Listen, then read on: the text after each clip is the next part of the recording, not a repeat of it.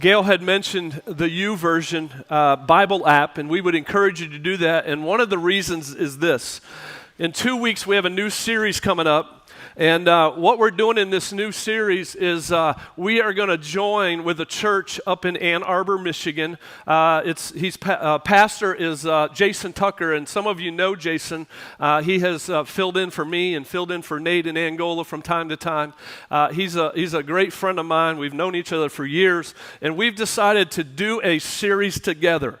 So we're going to combine with them, and one thing that they do that we think is really cool is they use the YouVersion Bible app. And so they have over 400 people that are each week going through a devotion. So what we're going to do in this next series is each week we're going to have a devotion that goes along with the sermon topic and that we can read all together. Now some of you will just want to read it, you won't want to comment, you won't want to do any of that stuff, but on there's many things you can do. You can make comments about what you read, you can read the comments that have been said, you can put a prayer request in there. And what's so cool about it is you can put a prayer request in there, and then when somebody else prays for you, they can mark it as prayed for you.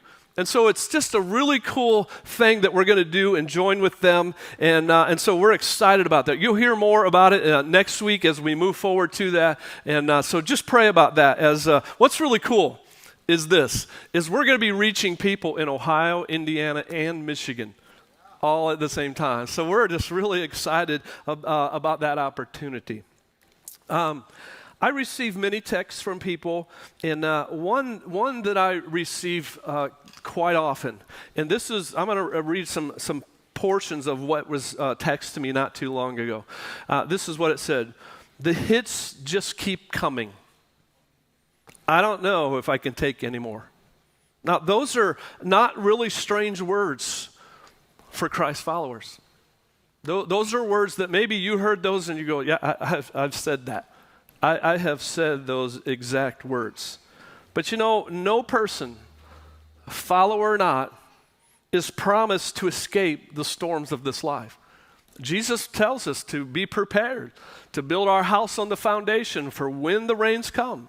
And so years ago, Gail and I had some friends that we decided to go camping. And so we put all this stuff. We didn't have any camping supplies, so we were pulling stuff out of our house. And some of you have done that. You know, some of you are organized and have your camper and you're ready to go. Well, that wasn't us. And so we looked forward to this. We put all this time into it. We couldn't wait to cook breakfast over the open fire and all that. So the first morning we wake up and it's raining. I'm like, what? How can this happen? We have planned this and planned this. Well, so we didn't realize it, but we set up camp right by this big speaker that at this campground they would tell you things. Well, they told us something that morning. They said, it rains on the just and the unjust. I'm like, well, thanks for that. You know, and I thought, well, it's true. It does. It rains on the just and the unjust. And just because we were camping didn't mean that it wasn't going to rain. But anyway, it rains. It rains in life, doesn't it? It rains a lot sometimes. And so maybe some of you haven't experienced a lot of storms, and praise God. Maybe some of you are younger and you've not really experienced hardship yet. But many in this room and online have experienced some really difficult times. Suffering is just not a topic for discussion as much as it is reality. It's just reality. It happens. Yet we tend to do so little to prepare our hearts for those times. You know, I have done many, many funerals over the years. And there's been those who I have done that it was a celebration. It was a celebration of life. They had lived a good, long life. They were so ready to go, and they went to heaven. We knew that. They had a relationship with Jesus. There was no doubt, and it was celebration. It was awesome. However, there's been more funerals that have been sad, that have been heartbreaking. That just the whole question of why, you know, an unexpected death of a spouse, the unexpected death of a child. I mean, it just shouldn't even be that way. The loss of a close friend. I mean, on top of that, people experience things like a child that has a special need that's not going away anytime soon. Or you go to the doctor and they say your sickness is worse. Or you try to get rid of this hurt, this relational hurt that just hurts and it steals your sleep and you just can't rest your mind and it just won't go away. Or there's a financial strain that just keeps building and building and it just seems like it won't go away. You just feel like there's just no light at the end of the tunnel and things are just coming one after another like this guy had sent to me. He says the hits just keep coming. And yet in the midst of all that, God says, I promise, just trust me. And it's so hard, but he says, just trust me. In this falling and hurting world, weeping and tearing will come at night, but Jesus promises that joy will come in the morning. Now, you may not see the joy right now. You may be in the weeping and the tearing right now, but he promises that joy will come in the morning. But many times, I hear it over and over, many times, we just don't understand. If I had the answer of why, I would love it. The only answer I know to the whys is because of sin entering this world. Listen, it wasn't supposed to be this way. We weren't supposed to see the decay of the earth. We weren't supposed to see the decay of the body. We were supposed to be in paradise until sin came. That's the only answer that I have. But the question, why? It seems just to keep going and keep going. The book of Psalms is a book of prayers. It's a book of songs. Some of the songs are prayers. And you can when you read them, you can almost get right in with what the psalmist is writing. You can feel like, I've been there. But most of these psalms, there's some darkness in them. A lot of them are, not all of them, but a lot of them are just talking about some hard times that the psalmist is going through. But most of them end with some hope. At the end, you get to the end of that psalm and you see where the psalmist has experienced some hope and you see where it's written or it's sang there.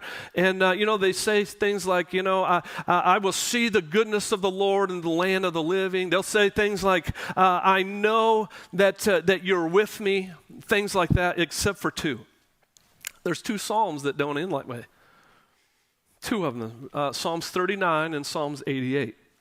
And it's obvious in Psalm 88 that the psalmist is writing about darkness. He's talking about hardship. He's talking about suffering that he's going through. And so verse 6, he says this, you have put me in the lowest pit, in the darkest depths. Verse 10 says, do you show your wonders to the dead? Verse 12 says, are your wonders known in the place of darkness? He's just questioning God here, which is okay. A lot of the Psalms are doing that, and a lot of times we do that. But listen, the very last verse in Psalm 88, listen to what he says. This is how he ends it. He says, you have taken from me friends and neighbors. Darkness is my closest friend. I mean, who prays a prayer like that? Not so much who prays a prayer like that, but who ends a prayer like that? I mean, that's just dark. And there's something I think that in the Psalm 88 that we can learn from about this writing and this song or this prayer from this hurting person who ends with that darkness is my only friend. And I think the first one is probably one of the hardest, is that darkness can last a long time for a follower of Jesus. It can last a long time. Or at least in our perspective, it's lasting way too long. Long time. And in the midst of that, there's darkness there, that he refers to darkness. And I think there's two sorts of darkness that we go through in the midst of a hard time. One of them is outer darkness. And outer darkness just means our circumstances. We have a lot of outer darkness, don't we? There's a lot of darkness around us. There's this circumstance after circumstance that's just dark. that can suck us in. Well, he's referring to this. I don't know what's happening to this man. I don't know what's happening to this person who is writing this or singing this. It seems that he's lost a lot of friends. It seems like he might be facing death. I don't know. He says, do the dead rise and praise you? There's a lot of circumstantial things of darkness that this guy's experiencing. And then the inner darkness is when you might feel abandoned. It's our inner emotions. And a lot of those in the midst of darkness happen when we feel like God's not there. Well, like we feel like, God, what are you doing? Why aren't you helping me? Why did this happen to me? And that inner darkness begins to wear on us. This guy here, he feels kind of like God is angry at him. He feels like God rejected him. He feels like this is going on and on and on. And he's questioning God's love for him in this psalm. But what's interesting about outer darkness and inner darkness is that why we walk in this, the outward things may be dark, but if we can keep the inward life, the hope, the point where we don't lose heart, if we could keep the inside hope alive and not allow our darkness that's on the circumstances ruin the inside, then we can make it through. We can make it through. But see, the problem that we have so many times when we find ourselves in a hard time and in a dark time is we think that, you know what, now that I follow Jesus, now that I've cleaned up my life, now that I've decided, now that I've turned my feet and I'm following him, that nothing bad should happen to me. And that's our expectation at times. And that if that is our expectations, I want you to consider a couple things. One is I want you to consider Jesus. I want you to consider Jesus and the outer darkness that was around him while he was on this earth. He was rejected. He was a man of sorrows. He was tortured. He was killed. He says, the servant is not above the master. If the world hated me, it's going to hate you. And he said this in John 16, in this world, you will have troubles. Those were all circumstances that he experienced and that he prepared us for. I mean, suffering and darkness is painful. It hurts. It's so terrible. But if on top of that, we have this false expectation that since we're a Christ follower, that nothing bad will happen to us, it only makes the suffering worse. It adds to it. Jesus didn't say that we're not going to suffer in this life. He reminds us often, this is not our home. This is not a forever place. So if your expectations are lined with reality, it can really help you face trouble. If the inner darkness doesn't take over, if you don't keep asking the why me, because I'm a follower of Christ, this shouldn't happen to me. Now, what I'm about to say to you might be a little overboard, but because half of the pain that we experience is not from suffering, but from false expectations of how can this be happening to me? Half might be too big, I don't know. But see what I'm saying is that when we believe that this shouldn't be happening to me, this is not reality in this world, just because we're a follower of Christ. But it adds to the recovery of darkness. The second thing is that suffering can also teach us there's no better place to learn about the grace of God than in a dark place. The psalmist comes very close to saying, answer me, God. I need an answer. And what is happening with the psalmist is he's not controlling his heart. He's not controlling his mind and his thoughts. He's allowing them to go rampant, and he's allowing his mind to go places that it should never go. He's saying, from my youth, I've been afflicted and close to death. Now, I don't know his story. I don't know what's happened to him. But from his youth, and maybe so, I don't know. But do you see how he's exaggerated this by using the word all? I've done this many times. Have you used the word all? I mean, it's like having a fight with your spouse and you say, you always do this, and that's just not true. I mean, they might do it sometimes or they might do it often, but always? We're exaggerating that, and that's what the psalmist is doing. He's exaggerating the fact that all this, my whole life has been like this, and sometimes I put that tag on there.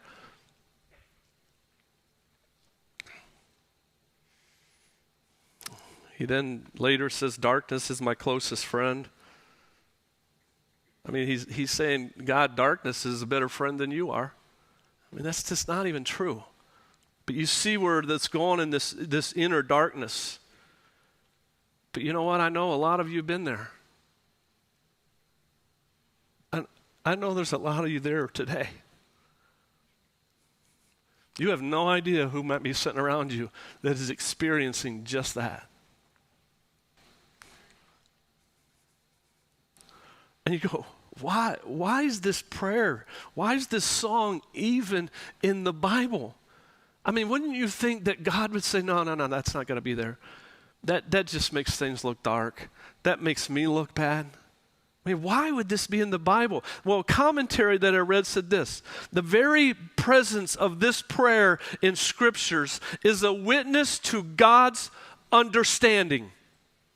God knows how men speak when they are desperate. I have had many people tell me this, Byron, I am so angry at God. And this is my answer: tell him. Tell him. Well, I may say things that I shouldn't. Say things you shouldn't. It's okay. You hear this psalmist saying these things to God. You hear this, and God's let this prayer be in the Bible. The fact that God can put these verses in the Bible tells me a lot. I believe that he allows them in here because he wants us to know that he's okay with us complaining and sharing our heart with him and praying like that. I think he's okay with it. Do you know why? Because he is the God of grace. He knows how we speak when we're desperate sometimes. He's not surprised. He says, I'm still the God of that hurting man, even though he's not getting it right now, because I'm a God of grace. It's okay. And what is God saying to you? He's saying, I'm your God, not because you put on a happy face in the morning, not because you say everything right, not because you do everything right. I'm still your God because I'm a God of grace. Do you know how liberating that is? I have learned 10 times more about God's grace in my dark times than my good times. 10 times, maybe more than that. Now, I may not have went there at first. I may have been praying just like this guy.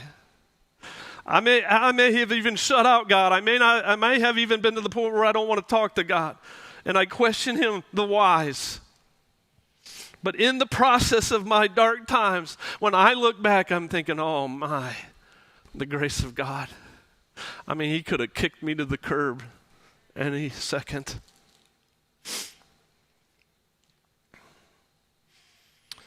So suffering can last a long time.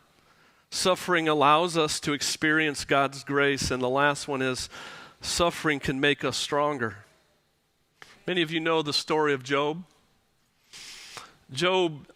Satan comes to God and says, well, your servant that you love so much, the reason he loves you so much is everything's perfect for him. You've done everything for him. He has everything. And so obviously he's going to love you. He says, take it all away. Take it all away. Cause him to go into darkness. Outer darkness and inner darkness. And see if he still follows you. Well, many of you know the story. It's exactly what happened. It's exactly what happened. He lost everything. Have you read the book of Job? Man, it's devastating. It is devastating. And through that, Job even prays prayers like in Psalm 88. He's like, what is going on? What is happening here? And yet, if you get to the end of the book of Job, this is what God says. And Job honored me. What? What?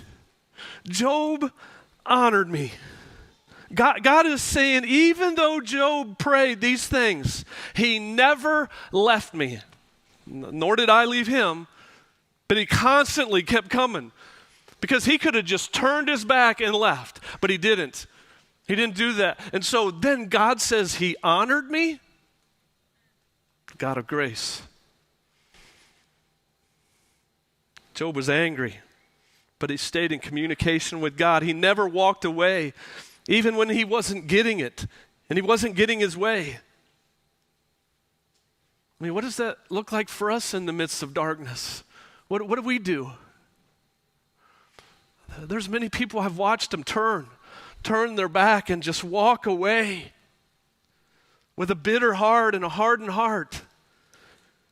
And so I say to you, when you find yourself in this darkness, with the best that you can, stay strong. Pray anyway. Even if you don't feel anything. I've heard it time and time. I just don't feel it. Read your Bible anyway. Go to church anyway. Serve God anyway. Love Him anyway. Be concerned about the you next to you anyway. Be a rescue of those who need to be rescued anyway. Even when you don't feel it. Even when you don't want to. I mean, there's times in the darkness where I have read my Bible and got nothing. And I read it anyway. Now, I'm not saying that in the beginning of it did. It took me some time.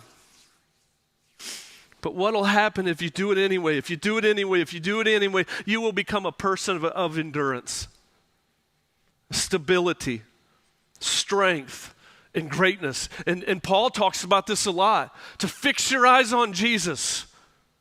To keep going. And how hard times will build endurance in us. Listen to what James 5 says. He says, as you know, we count as blessed those who have persevered. You have heard of Job's perseverance and have seen what the Lord finally brought about. The Lord is full of compassion and mercy. And James says this, consider it pure joy, my brothers and sisters, whenever you face trials of many kinds, because you know that the testing of your faith produces perseverance. Perseverance finishes work so that you may be mature and complete, not lacking anything. You know why James kept pushing perseverance? They're saying, don't lose heart. Don't lose heart. Don't let a dark time cause you to lose heart. Don't give up. So how might suffering bring maturity in our lives? If you read about Paul's writings, when we've done the 7:14s, I've seen it over and over and over. Paul wrote most of his letters. Paul had been beaten. Paul did not have a good life on this earth.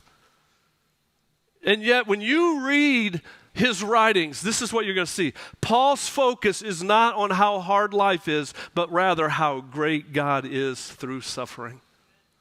Constantly.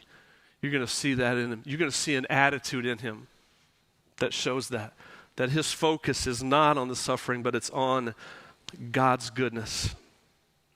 Matter of fact, in 1 Corinthians chapter 1, Paul writes in just a few verses the word comfort 9 times. 9 times. He says, praise be to God and the Father of our Lord Jesus Christ and the Father of compassion and the God of all comfort. Remember how the psalmist said that all my life, which he was exaggerating a little bit, possibly?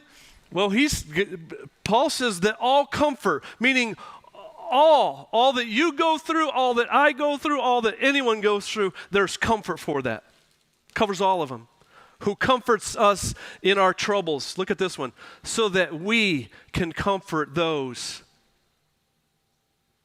in any trouble with the comfort of ourselves.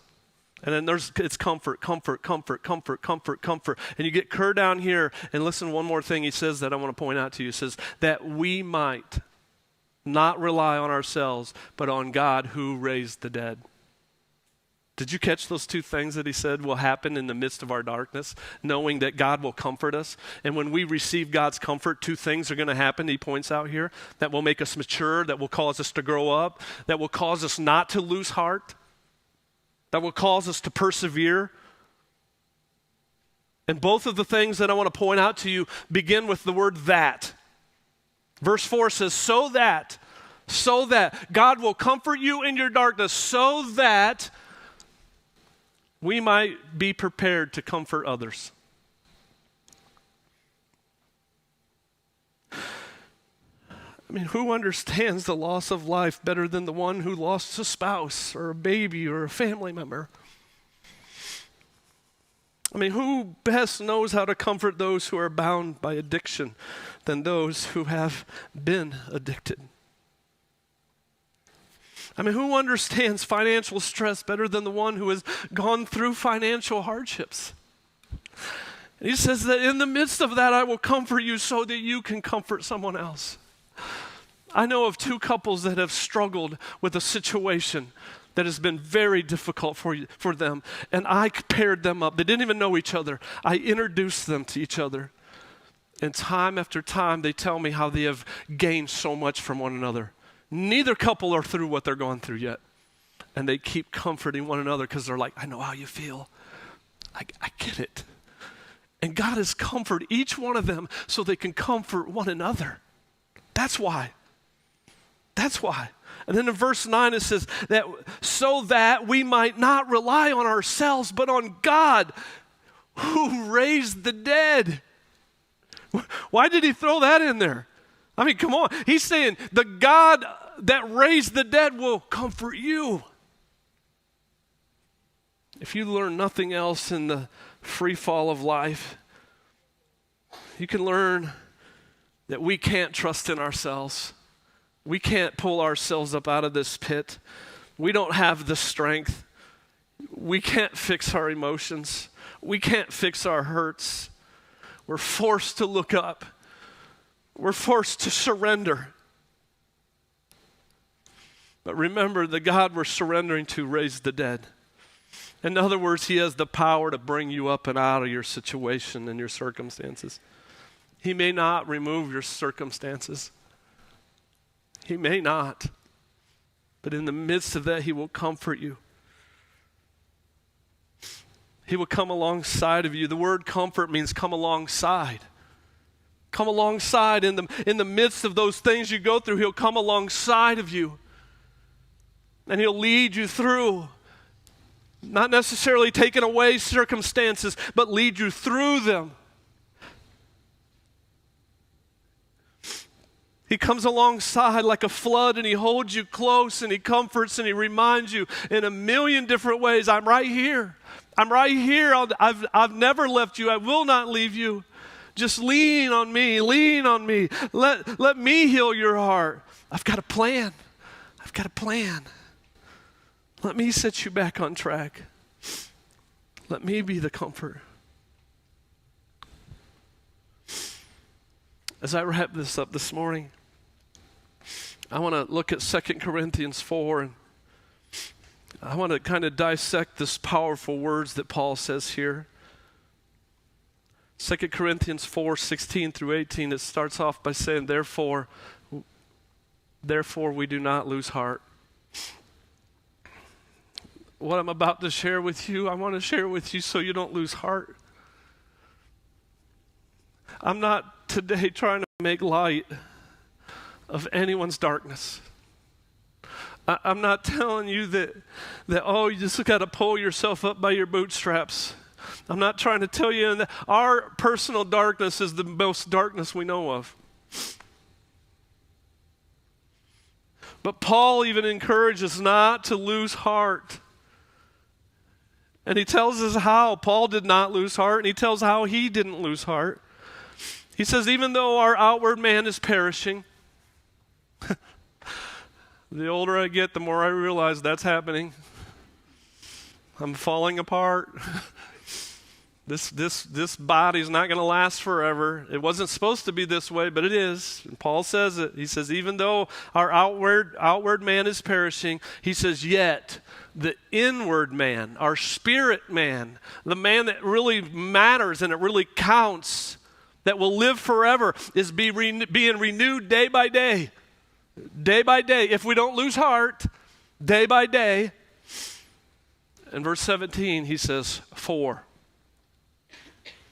Therefore, we do not lose heart, even though our outward man is perishing, yet our inward man is being renewed day by day. For, or because, our light affliction. Can you believe? Can you believe that Paul, who has been imprisoned, he's been beaten, he's been stoned, he's been shipwrecked, who eventually died for Christ, not only did he die, his head was severed, would say, our light afflictions? And when I just said that, some of you are going, oh, it's not light. How do you even say it's light? Isn't that crazy? Light? For, because our light affliction, let's keep going, which is but for a moment. Life is short. Our life on this earth is like this. Eternity is on and on and on. I know it seems long, but it's short compared to eternity. So he says our light afflictions, and the reason he can say it is because they're momentarily there. It's a short period of our life. Paul experienced this most of his life. I don't really know how old he was when he passed, maybe in his 60s or something, but 20, 30 years he experienced this. And he says it was momentary. He didn't say it was momentary when it was all over. This was in the midst of it. He says it's momentary. He calls his suffering light and momentary. Are you kidding me? Are you kidding me? I never said those things in the dark places. You've probably never said those things in a dark place, that they're light, that they're momentary. This is just a moment. But look what he says, verse 17 back again. For, or because, our light affliction, which is but for a moment, is working. It's preparing for us a far more exceeding and eternal weight of glory. This is Paul telling us how he didn't lose heart. I mean, come on. He's serving God. He's leading churches, and yet his affliction time after time after time. How could he not lose heart? By saying it's light, it's momentary, and I believe God is doing a work in us, and he's preparing us for a more exceeding and eternal weight of glory. See, Paul is looking beyond his suffering. Oh, how hard that is. Paul is looking beyond it, not at it, not focusing at it, but he's looking beyond it. He calls it light. Jesus says, come to me, you who labor and are heavy laden, and I will give you rest, for my yoke is easy. And what's he say? My burden is light. My burden is light. Come to me, you who are heavy, and my burden is light. Let's keep going. Back up a moment. For our light affliction, which is but for a moment, is working for us far more exceeding an eternal weight of glory. Look what he goes on and says, while we do not look at the things that are seen, but the things that are not seen. For or because the things which are seen are temporary. We're just passing through. This is not our forever home. But the things which are not seen are eternal. We have an eternal reward. I think we can gather two things from here.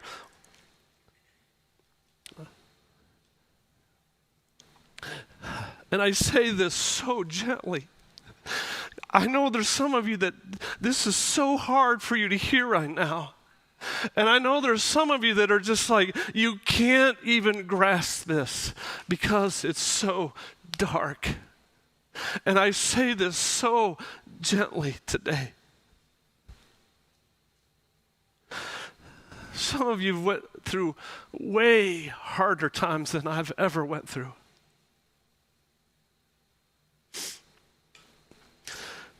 But we need to remember, as Paul did, he says these things are momentarily here. I love what he says. He says, don't look at the things you can see, but look at things you can't see. How do you see things you can't see? I mean, did he just lose it here? He says, don't focus on this carpet here. Focus on what you can't see. I can't see what I can't see. He goes, that's right. And what do? We focus on what we see. It builds and it builds and it builds and it gets darker and darker. We focus on it. And Paul says, no, don't do that. Focus eternity. Eternity. And he says, but our sufferings are meaningful. What? That is very controversial. Because of the insane and the needless sufferings in this world, they're meaningless. Are they not meaningless? The things we see happen and you look and you're like, it's meaningless. I mean, why did that young person die? That's meaningless. Why am I having trouble in my marriage? It's meaningless. And yet Paul just says that. He says, our afflictions are but for a moment, and they're working.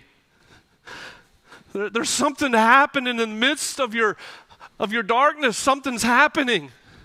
You can't see it. That's what he says. You can't see it, so look beyond.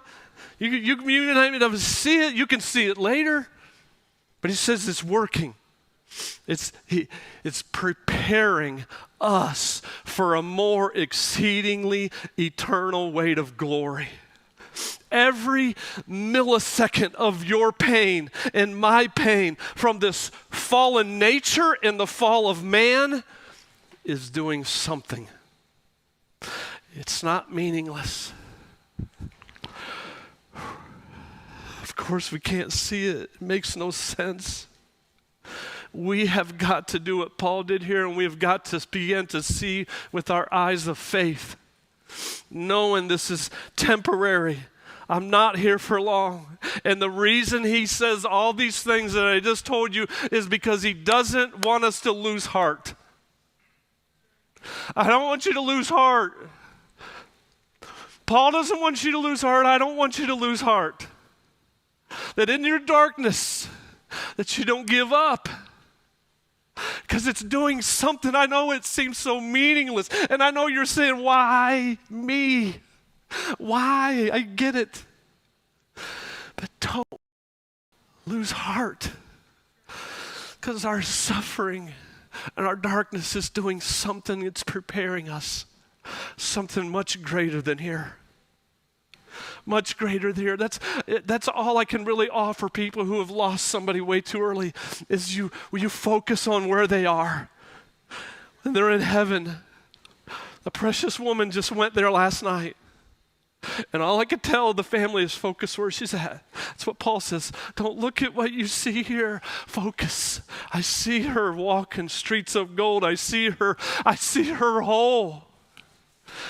We got to look beyond. Why? So we don't lose heart. We don't lose heart. Listen, this doesn't mean you don't grieve. This doesn't mean you don't cry, you don't mourn, you don't sob, you don't wail. It doesn't mean that. It doesn't mean, we've heard it before, it doesn't mean you put on a happy face. Everything's good. It's not good. Don't act like it's good. It's okay. Weep and mourn and call out to God and say what you got to say. But Paul gives us instructions in the midst of all that so that we don't lose heart. Paul didn't lose heart in the midst of his darkness because he kept stuffing his head with promises. He kept day by day stuffing his head with promises. He sees what he sees and he can't focus on that, and he keeps stuffing his head with promises. Promises. He keeps stuffing his head. He keeps his eyes on how good God is, not how bad situations are, because it's light and it's momentary. Because his eyes are here. And he says, if our eyes are here, we won't lose heart. This has been the most difficult message I've ever preached.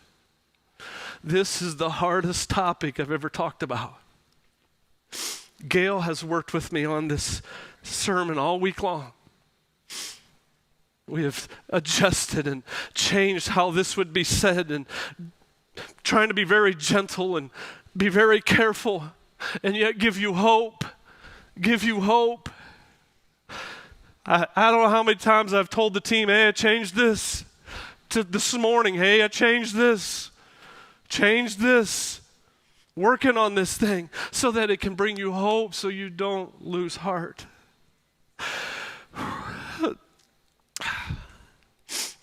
So this week, I'm thinking of this all week. It's honestly been a rough week. And I felt like the Lord gave me something to end with. And at first it didn't make sense. I'm thinking about the word suffering. And all of a sudden I thought, suffering? Suffering? And I pondered on it and I thought, what? And I thought, suffering is like a reward. It's like persevering. And I thought, where do I involve that? How do I bring that together at the end of this? And I just feel like the Lord reminded me of the prodigal son. And the prodigal son is a story of a son and the father, and the son is us, and the father is God. And the son thought he had a better life somewhere else, and he turned his back on the father, and he went his own way, and he experienced all kinds of bad stuff.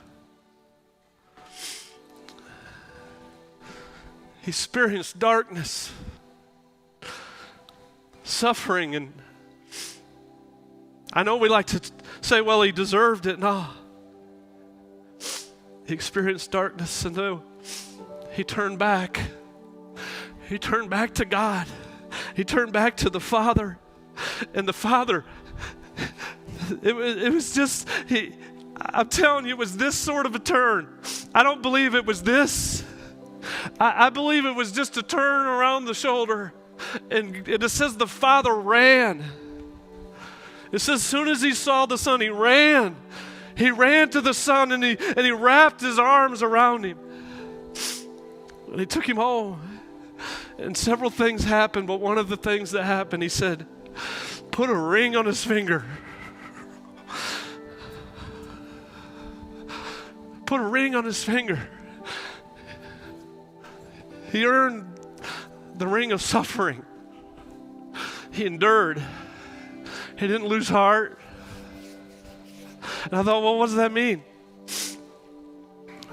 The ring in that story represents great affection. Great affection that the Father had for the Son. The ring announced the transfer of inheritance in eternal glory. That's what it represented. As we experience darkness on this earth, whatever it is you go through, if you endure, by not focusing on what you see, but what you don't see. And you don't lose heart. We earned that ring of suffering, maybe not here, but there. And you hear those words, well done, well done, well done, good and faithful servant. Well done. Don't lose heart. This time here is short. Eternity is our focus. Let's pray.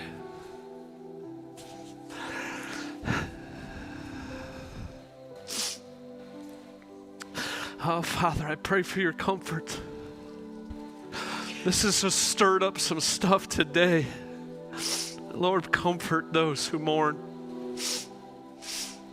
Comfort those who are in darkness today and they're in suffering today.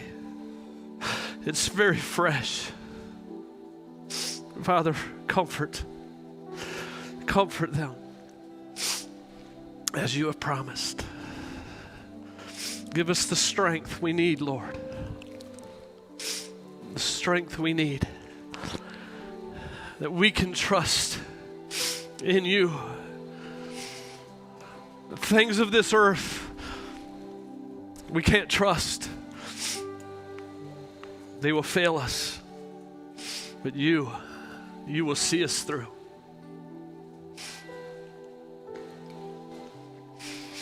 Listen, the only way that can happen for you is if you've put your trust in him. I love to call it turning our feet. There's one time in life where we're trusting in ourselves. We can do it our own. And we turn our feet and put our trust in him.